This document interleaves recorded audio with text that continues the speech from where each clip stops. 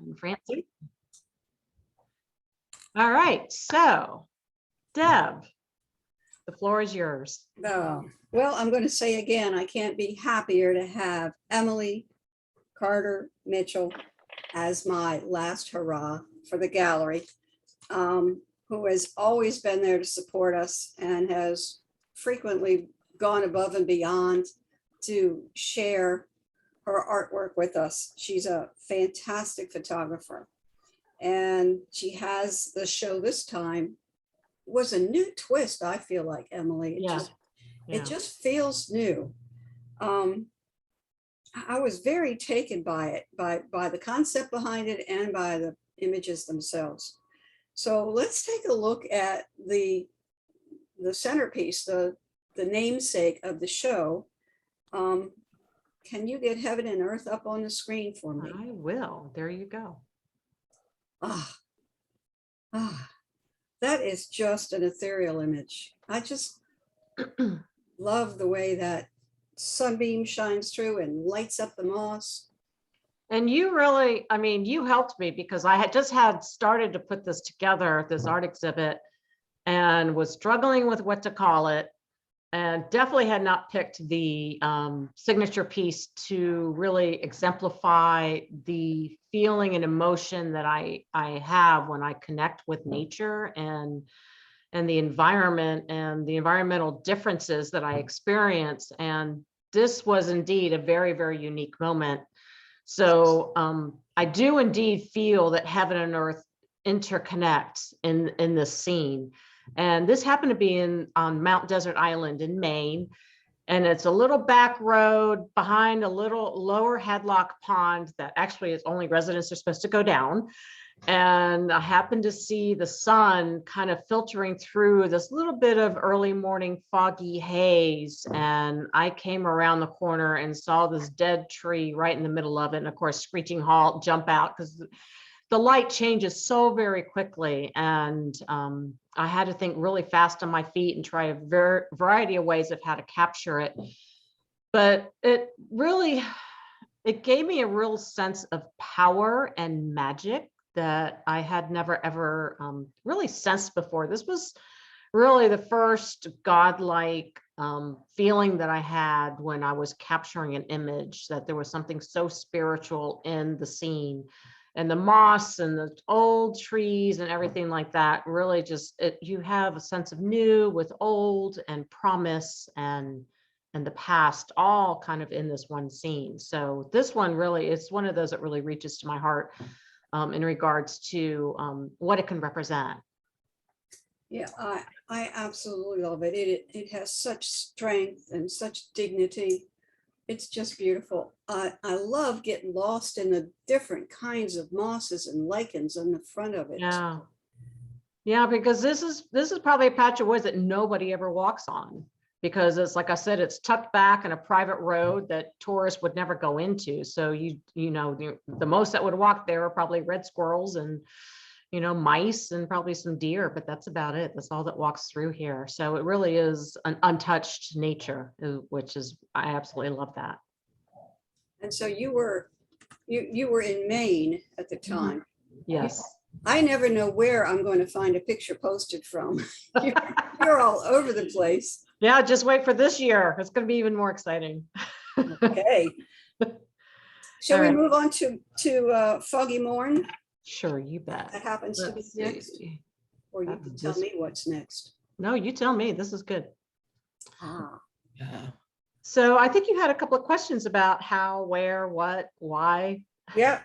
I thought that first of all, I love the touches of rust and shades of all those different shades of green. But most of all, of course, it's the atmosphere of the fog. And how do you capture fog? And how do you find fog? How do I find fog? That's the biggest challenge. So this is actually late summer, just before autumn is starting to kick in. You can see the goldenrod is actually starting to fade. And that's when you have those warm days and very cool nights. And if you just go out early in the morning where kind of like the clouds can get captured into a situation, this kind of is a little bit of a hill, so it's kind of sunken in a little bit. So the clouds and that warm air kind of gets trapped in those areas. And this is actually at a historical estate down near Annapolis that I have my horses boarded at. And, you know, I just decided to go early that morning, and I have this, I like this look in nature. I'm very drawn to trees. I'm very drawn to the lines in the trees and the spirit that these trees hold, you know, the history and the stories that they can tell. And I like to capture scenes that as if man had not been there. I like this untouched, old world, old America appearance in my imagery, and what I like to take, sort of reminiscent like of the Hudson River Art School in New York. That's the artwork that kind of came out in the mid 1800s, late 1800s. So believe it or not, this is actually captured with my iPhone. Because that's all I had with me that morning, because I hadn't really planned on taking pictures, and it was just one of those picture perfect moments. And, you know, I just had to, you know, grab a beautiful picture with that moment. So a lot of people think you have to have super fancy camera gear to take amazing pictures, and that's not necessarily the case. It's being able to recognize those very special moments that appear. And they only appear briefly. They're, you know, this probably lasted maybe 20 minutes tops. It actually hung on there for a little bit. But being able to quickly notice these scenes and just being out there and having an open heart and an open eye helps you find these things. I'm just sitting in awe of it. Never would have guessed it was an iPhone. No, and I think you should probably say something about the class. I think you teach classes in iPhoneography, don't you? I don't, but actually Capital Photography Center has a really excellent person called Michael Koren that has iPhoneography image classes, and he's been teaching it for quite some time. So, And that's the same place you teach with. that's the same organization that I work with. Yes, Capital Photography Center. You might want to type that into the chat when you have a minute. Okay. I will do that when I'm not screen sharing. Yeah. Okay. So I think this is called Time Forgotten. Yes, it is. Oh, I love the gold in it. That's just such a glow. And then I've been trying to paint that kind of a faded distance, but you get it in the photography. It doesn't have to be fiddled with. That's just how it was. You're not. That's exactly how it was. It's such an inviting path, and totally magical. So tell us about the adventures that you're. So this one, take you on. okay, so I try to make myself get up early. Granted, the last year I'm not doing such a good job, but if you get up really early in the morning, you get this light that's really super, the sun is super low. And I was actually heading up to Longwood Gardens, and I was actually ahead of schedule. So I wanted to kill some time. And one of my favorite things to do is just pick some random road and that looks interesting and just drive down it, even though I have no clue where it's going. And then I also go on my iPhone and I look at the map, and if I see like a green area on the map, that I try to head that way. So this random road that I picked off of Route 1 had this green area, and this is actually a stream, and it was after a rain. It was just finishing raining, because I like going up to Longwood Gardens when it's raining or it's super overcast, because the light is actually better in the conservatory. And it's just one of those, I was driving over the bridge, this little bridge where they had this stream, and I was like, oh my gosh, this looks like Jurassic Park. you know, with the fog and the mist that was coming up from the late summer rain. And once again, this is actually an iPhoneography image.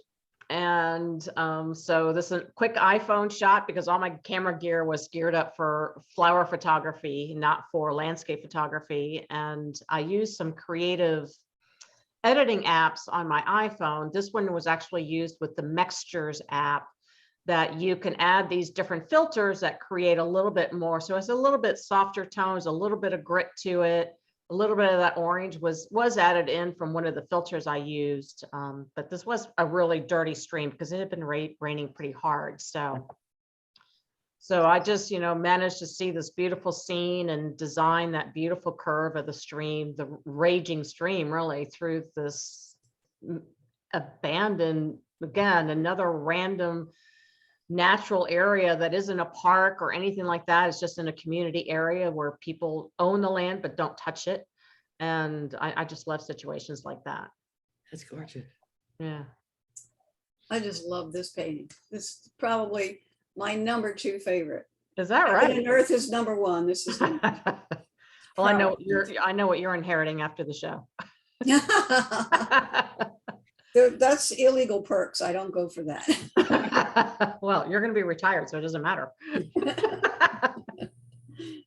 Here we are, Paradise on the Plains. Yes. Where were you? This was incredible. So this was actually in the Palouse, which is in southeastern Washington State. And it's 8,000 square miles of wheat fields and lentil fields. Is the most unbelievable area. So really they call it the American Tuscany. And really it's mind blowing when you drive the roads. The wheat fields are endless. So this was actually in May. And there's one mountain called Steptoe Butte that you have to kind of like corkscrew up to get to the top of this, the view to get this vista. And I actually was in another little town nearby, and this huge thunderstorm came through, and I saw like sun on one side and clouds on another. And to me, that equals rainbows when you have that situation. So I'm like, oh my God, I have to get myself over to Steptoe Butte because there's going to be a rainbow and this is going to be amazing. So the Palouse is a very popular place for professional photographers to take photography groups. And they have a sunset spot, because this was the end of the day heading towards sunset, that they like to get their real estate before sunset happens. And I had been there the day before, and that vista, the fields were completely barren. So I knew what was down there. And when I came around on the opposite side where the sun was setting, the light was completely opaque. You couldn't see further than a quarter of a mile if you were lucky. And it was all yellow. Basically, they were staring at a yellow light. And they didn't bother to look on the other side of the mountain where this double rainbow was starting to kick in. I'm like, and they paid how much for this guy? Seriously.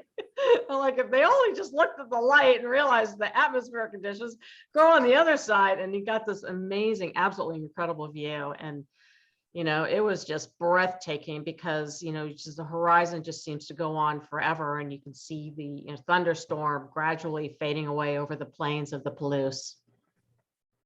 So you're part weather person too.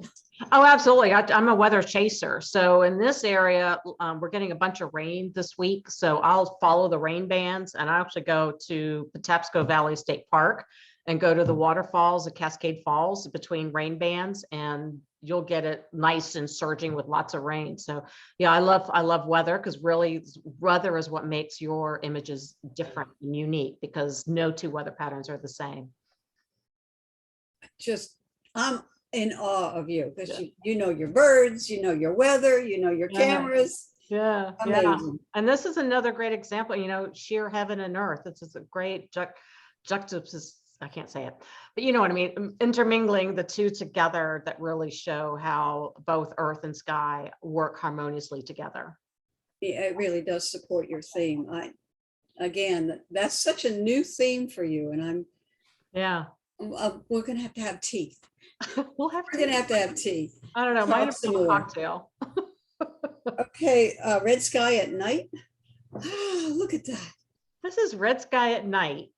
And the Milky Way is one of those things that we don't get to see very often. And living on the eastern seaboard in particular, it's really difficult because we don't get dark skies. So the closest that we can get in our area is either going to Ocean City, Assateague, or on the Virginia side, Chincoteague, or up to Shenandoah National Park, or way up in Pennsylvania. Otherwise, you got to get way out where there's dark skies. And this happens to be, again, in Mount Desert Island in Maine. So in the summertime, the Milky Way shifts. So in the springtime, it's more like this. And as the time progresses, it starts getting more upright. So this is, I always go in the middle of July because it's always so hot here. And it was just a picture perfect night. That night, I started like at 10 o'clock at night, and by 1:30, I still wasn't done taking pictures of the Milky Way because it was such a dark sky, and you could try all these different places and different locations to try to capture the Milky Way. And the red light is actually from the Bass Harbor Lighthouse and the red beacon that's on top of the lighthouse. So well, my vision was to get the lighthouse with the Milky Way, but you couldn't position yourself to get that shot. So this was my second best thing. And actually, I just love how it kind of illuminated the tree and kind of created this sense of curiosity as why is there a red light and how is that red light there? And is it part of nature or is it man? You have no idea that it's actually man-made. And yeah, I was really thrilled with the shot. Now, the dotted lines are actually airplanes, and I choose not to take them out just because it kind of shows you how it really is. And in this day and age, now more and more satellites are coming into our atmosphere, and you'll see them as you would think that they're falling stars, the way how they look, and they're actually satellites that go through. So now you're also an astronomer. Not too much. I try. Is there no end, Emily? No end, but yes, the night sky, I mean, I'm absolutely fascinated with it. And it's not exactly the easiest thing to capture. And what you do with the pictures when you get home is always an additional challenge. So I'm actually going to a workshop in the beginning of May on Dry Tortuga Islands to really learn how to do this. And that'll be phenomenal. So that I'll be coming home. Like I said, just wait. So you see what I come home with this year. So that'll be my first exciting adventure is coming up in May. I probably should share with you that my son has one of those super duper cameras for the night sky. Really? That tracks the nebula. Nice. And he's been playing with that some. So I have to get the two of you to tee together. Absolutely. I'm sure he can teach me a lot. He's just experimenting.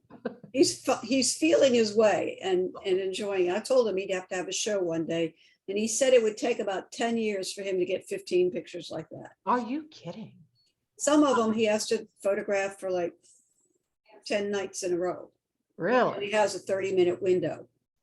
But let's take a look at what you did with Super Wolf Moon. Super Wolf Moon. I'll never forget this night. It was January. It was 20 degrees and it was blowing 20 miles an hour. And this was at 2 a.m. And it was a monster of a night.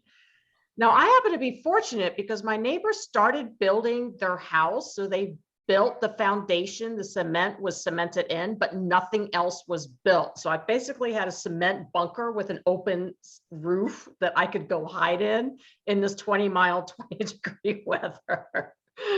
So, you know, it's not, I mean, we actually have been fortunate in the most recent years having total lunar eclipses. In fact, we just had one fairly recently. And it's just to see how the moon transitions its color as the earth passes between the sun and the moon in the middle of the night. It's just one of those, I mean, it's beyond our world. It's outworldly and more powerful than we can imagine. And when I look up into the sky and I capture the stars and the moons and everything, it makes you put things much more in perspective, that our lives are so teeny and small in comparison to what's really out there in the universe, and what we think can be so important and bother us so much that really all those troubles are insignificant. And I think that's probably why part of this exhibit touched me so much, because it's also the spiritual realization of us as human beings and as creatures in this galaxy and this universe of what our experiences are. And it really is how we choose to live our lives.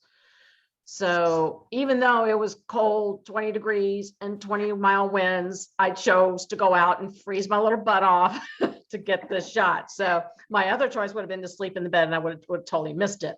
So I have to make sure that, I try to take advantage of life as much as I can with the opportunities that are presented to me. And So- thank you for letting us sleep in the bed and still be able to see that image. I have a technical question for you. Yeah, I'm going to go into how I took the shot. Well, also what a Dibond print is. Okay, so a Dibond print is a metal type of print. It's metal prints. So usually when they do metal prints, it comes out with a very glossy finish. The Dibond print is a matte finish. So it's it's a little bit more modern in regards to the production of it, meaning it's not a traditional frame with a matte and a glass.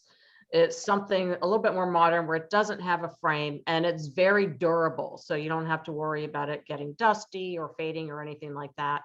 And it's actually very good for hospitals because, or any kind of medical settings, because it's more sterile than a traditional frame and picture is. So the way how I took the shot, because it's very easy just to take a picture of the moon all by itself. And yeah, you've got a picture of the moon. And yes, I have those and I think they're great. So in my camera, it gives an option to take more than one picture at a time, and it'll combine all those pictures together into one picture. So I actually didn't have to even do this in post-processing. So this is called a multiple exposure option in my Canon system, where I just went and waited every few moments and took a new picture. And the moon moves fairly quickly, much faster than you would ever imagine. And so this is what, 2, 4, 6, 7. I always lose count. 7 or 8 moons in the shot. So these are 8 pictures that the camera put all together into it. So if you look at the stars, you'll actually see the stars kind of line. You'll see the same star kind of like dotted throughout the frame. So I also chose to leave it the way it is because I want people to know that it's been put together. I don't want people to pretend like that is exactly how it was. Like a lot of people will take a picture of the moon, then take a picture of something else and put the 2 pictures together to give the impression that they capture that full moon rising over that subject. So I like to show things as I saw them out in nature. Again, just amazed. I wonder if there are any questions from the folks that are watching, either in your photography expertise or about something else in the show they may have seen, or how you get up and when do you sleep. And I would love to take questions. So How about you, Bob? Good to see you, Bob. Hey, Emily, how you doing? Can you hear me? Yeah, I can. Great to see you too. So what have you been up to? I was up in Baltimore doing a photography workshop up there with the team up there doing the Baltimore Inner Harbor, and I'm going to see you at Blackwater in a couple of weeks. Oh, that'd be great. Yeah. So doing some things around here. Awesome. I think we have some people from your congregation as well, right? yes, we do. We have Dennis and Liz and Don and Terry and Trisha. I feel like Miss Nancy in romper room. So I'd be curious. Oh, I'm sorry. Go ahead. I'd be curious to hear you talk a little more about the printing process. I don't know what a metal print is. Okay, I wish I had it here to show you. So, well, one, there's a variety of paper that you can choose from. It's really countless. There's one German company called Hahnemühle that's been around for 50 years, and they probably have at least 40 different kinds of paper that you can print on. And they have different textures and different tones that have that paper. And so like, for instance, this image here, I think I chose to put this on a Dibond print as well, which is a metal treatment. So sometimes, and if you go to a museum and you sit there and you study the little plaques next to the artwork, you'll realize that the artist chose the medium that they wanted to put their art onto. And it does make a difference, whether it's the tone or the texture of what you're applying your photograph onto. It will either enhance or detract from your image. So sometimes if I have like a picture that's not totally in focus, then I may print that on a canvas print, because the canvas, the textures of the canvas will actually hide that little out of focusness of it.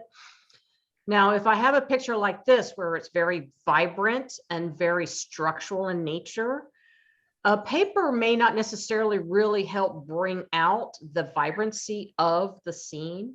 So that's why you can look at metal prints. And there's two types of metal prints. One is the traditional kind, which has a glossy finish. And the reason why I'm not 100% fan of that is that it does have quite a bit of gloss to it, so it reflects light. So if you're standing at an angle or something, you might actually not be able to see it because of that reflection, that glare. So this is a Dibond print, which has a little bit more texture, and it's a matte look. So you don't have that glare reflection issue that you would with a traditional metal print.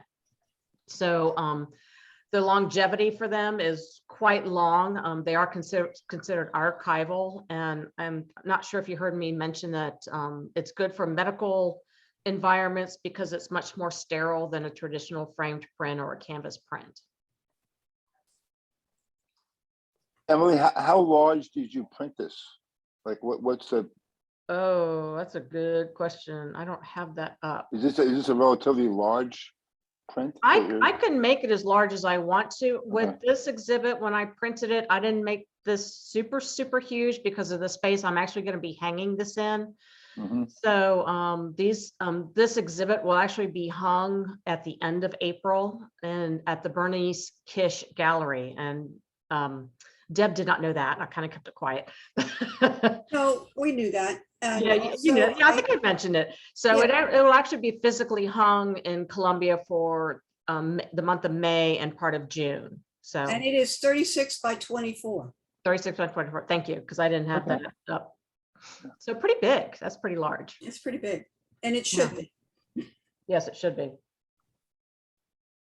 Could you tell me again, is that a metal surface or just Yes, it's a metal? metal surface, but it's not glossy.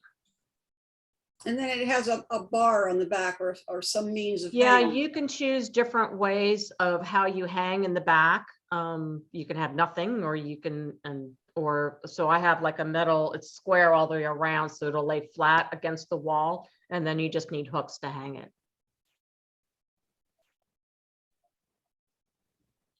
So apparently the metal is a really new thing for many of us. Yeah, And I like that you have chosen the matte, the Dibond, the matte Yeah. surface, because I agree that I hate glare. yeah, exactly. It's horribly inconvenient. Yes. Yeah. Yeah, and they don't show fingerprints and all that kind of stuff, so they're pretty kid hardy. Any other questions? Well, I see you put Capitol Photography Center in the chat box in case anybody's Mhm.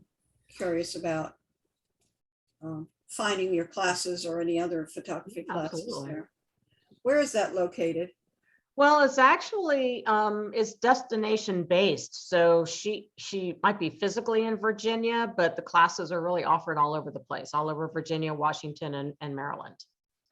So they're Yeah, exactly. hands-on, on scene to do it. Exactly, right. So starting from On the the very, right side of the mountain, I bet.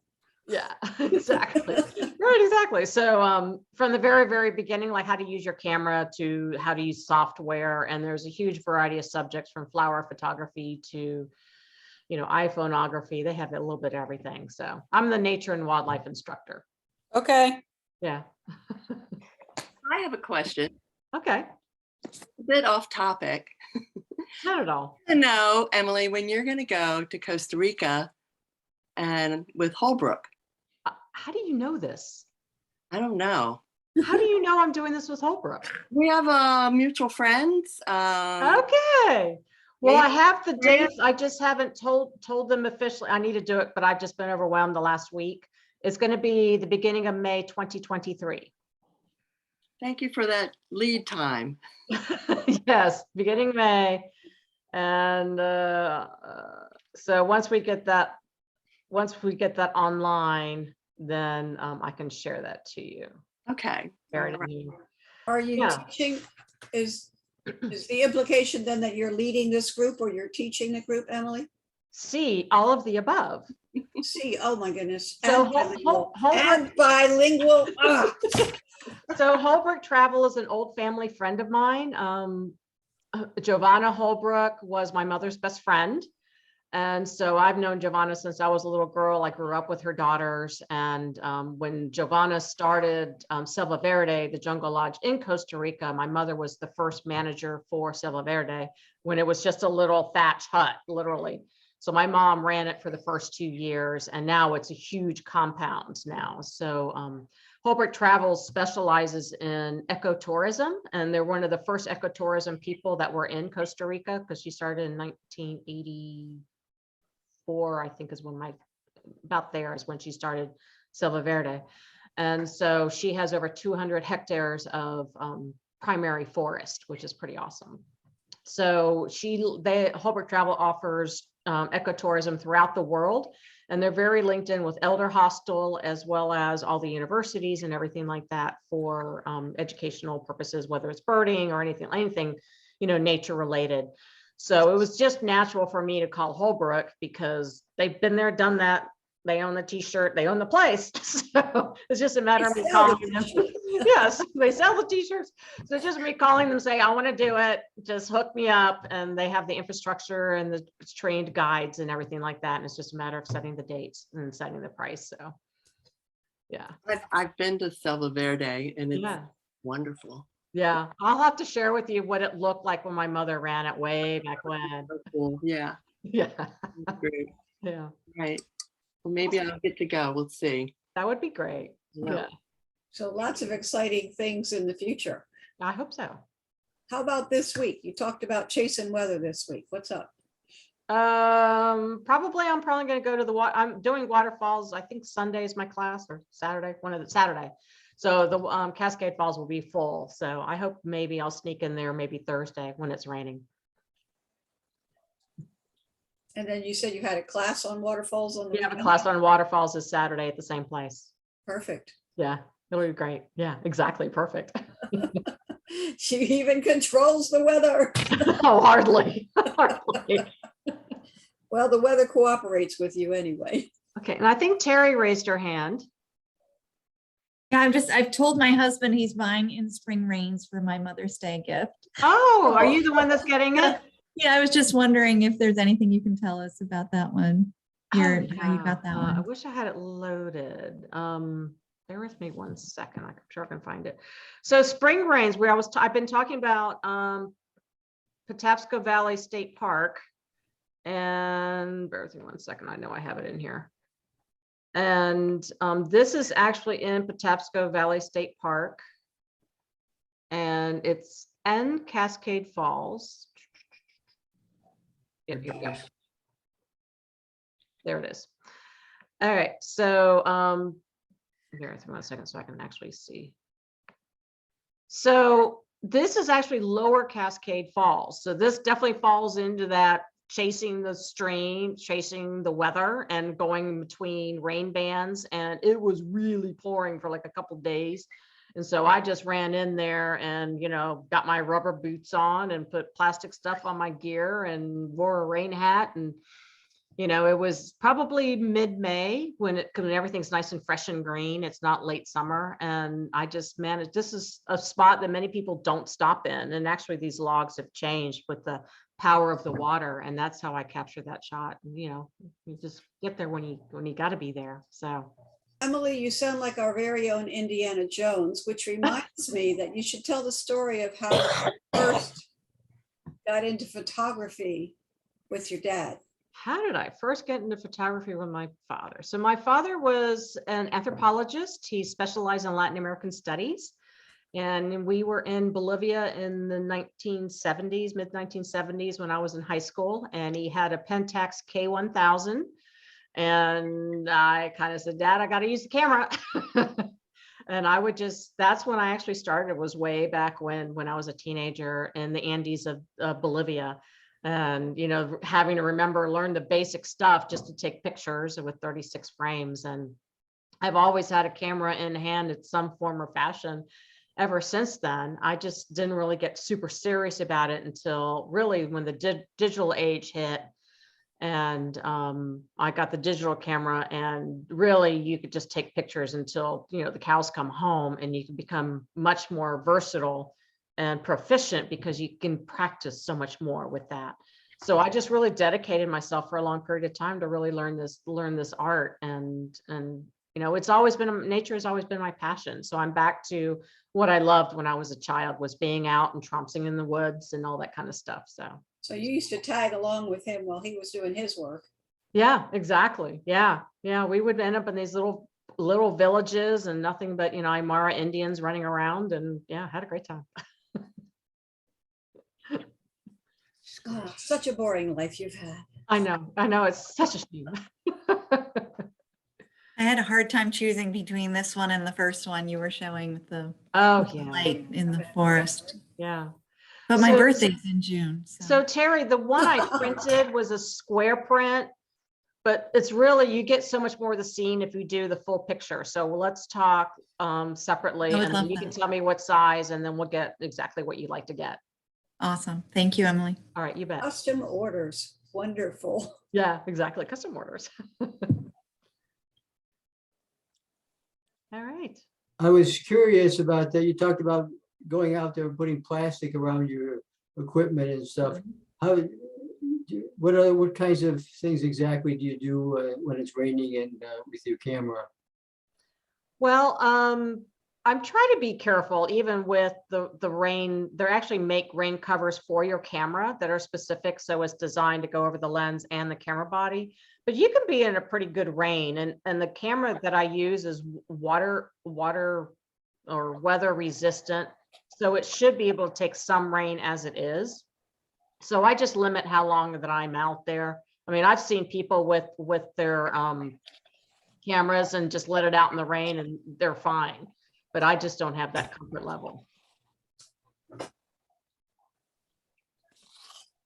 Thanks. Okay. Terry needed the name of the first. Yep, you got picture, it. I Okay. believe. All I think right. she's talking about heaven and earth. Yeah, she's talking about heaven and earth. Is that the one with the rainbows? Yeah, that was Paradise on the Plains. Okay, so heaven and earth is the forest with the light coming. with Yeah, the with the shadow. shaft of light Right. from the center area. Mhm. Yeah. Is that the one you meant? I think so. Yeah. Yeah. Let's see, you're talking about this one? Yep, that's it. Yeah, Now that's, that's Paradise on the Plains. And then this was, In the Heaven and second row, fourth one, yeah, that one. Heaven and Earth. that's heaven and earth. Mhm. And I'm remembering now, you were saying, I don't know what to call this one. And I said, didn't. I said, that's the one that should be called heaven and earth, because I know, you nailed it. That was perfect. we make a good team. Yes, we do. I'll tell you, have a show, call it this. We could have a traveling consulting show. There you go. You do the bulk of the work. I just say, yeah. Oh, you do good too. idea. You do a lot, especially when we were hanging at the church. That's a lot of work. Oh, and then I got to go and be with you at Patuxent, and that was a lot of fun. That was a lot of fun. I might drag you to Bernice Kish. Just wait. Just check and see, and I'll make sure the arrangements can be made. What I like is that when we've hung shows live, your work was on different surfaces, different orientations, and different sizes. And so often with photography, everything is an 8x10, for instance, in a Sure. black frame with a white mat. And it just sort of looks like ellipses down the wall, down the Sure. hallway. And it's nice to be able to hang some high, some low, some are big, some are small. different surfaces. That really, I think, knocked it out of the ballpark Yeah, when you're hanging. So those of you that are photographers in this group, remember different sizes, yeah. different And surfaces. orientations. Yeah, she's like, where's the verticals in the last Yeah, time? I'm like, I yeah. don't have any. And the tall, thin verticals, Yep. that never happens. No, I think Liz had a question. Yeah, I was just curious. You have one there called, I lost it, Reflections. Is Oh, that, I love that one. it sort of looks like Blackwater. Can you tell It me? is Blackwater. It is, and this is down Best Pitch Road. And this is also an iPhoneography image, an iPhone shot. And I used Distressed FX app to create that distressed look. It makes it look like a painting, doesn't it? Yeah. And when I get the actual frame, I can't tell you how many times I go, which way's up? I'm like, is it this way? I don't know. Still gets me. You want me to go back to the My thumbnail? worst nightmare is hanging somebody's art upside down. No. There's a thumbnail, Liz. Thanks. Yeah, I thought it looked like Blackwater. It's beautiful. Yeah, thank you. Yeah. Let's take a look at A Winter's Morn, just for fun. I'm not sure that's, yeah, it is. Where is it? Oh, yeah, that one. This is Bombay Hook. I That's don't think Bombay it's Hook. in the show. You don't think it's in the show? It is, it's number 14. It's in the show. Okay. Yeah, so this one, it's just once in a while you get this perfect, amazing color at sunrise. So yeah, got to get up at 4 a.m. for this stuff, but totally worth it. And this is actually the opposite side of the sunrise. So, you know, a lot of people forget that they're all about the sun rising. And I'm like, well, what's going on behind you? And, you know, that's what you got to look at. This is the opposite from the sunrise. Correct. Right. Because the light, the clouds will reflect the light coming up from the sun. So sometimes what's behind you is better than the sun rising in front of you. Huh. That's fascinating. Yeah. Could we please see where hobbits live? Oh, I love that one. So this one is in this random forest, and I can't remember the name of it, at the bottom of Mount Rainier. And I was with Art Wolf in one of his photography workshops, and I could have spent days in this moss-filled forest taking pictures. And it's just pristine. And because it is Washington, you know, where was I? Mount Rainier, Washington. They get a lot of rain over there. So they get that real mossy look on the trees and everything. So one of these days, I hope to make it to Olympic Peninsula and really get into all these moss covered trees and see all that sort of thing. Thank you. And I think you have someone lost in the woods, please. Lost in the, oh yeah. So again, Patapsco Valley State Park, chasing the rainstorms. And this is a little stream that literally is nothing when there is zero rain. And it was really, you know, when you late September, this is, you know, late September, you get some pretty heavy rains, you know, some of those remnants from the tropical storms and everything. And I just, you know, mud boots and trekking up and just parked illegally and went up there and hoped I didn't get yelled at by a park ranger. So yeah, but if you go by past this spot, there's no water normally. Yeah. This is one of my favorites. Of that.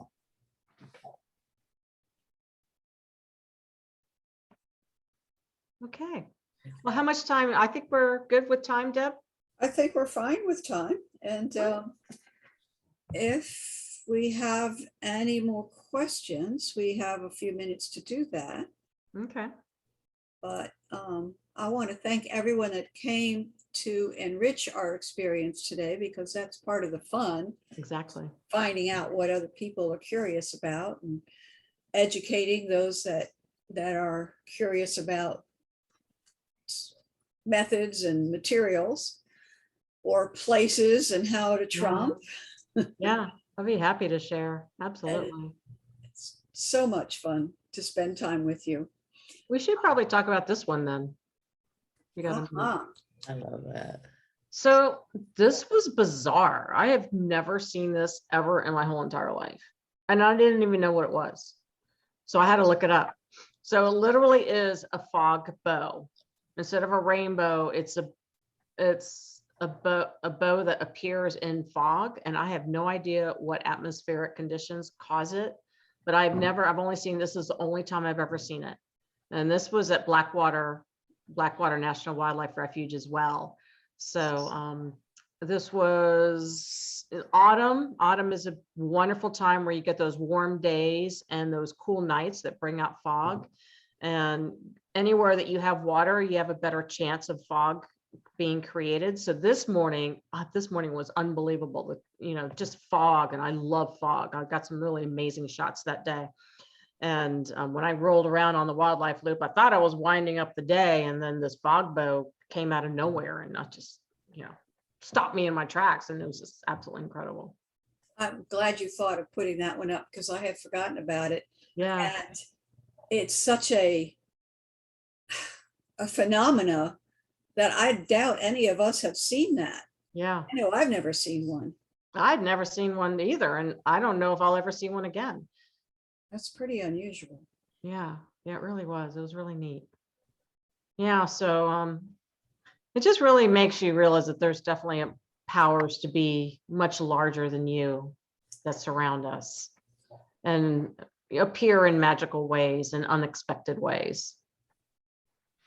And it's such an honor to be part of it, either there in person or through you, both ways. It's absolutely wonderful. Exactly. Can you remind us of the name and location of where these will be physically hung? Okay, it'll be hung after April 26th. So I think it'll open on April 27th. And it's the Bernice Kish, Kish Gallery at Slaughterhouse. And actually, I'll throw it in the chat here. And it's in Columbia.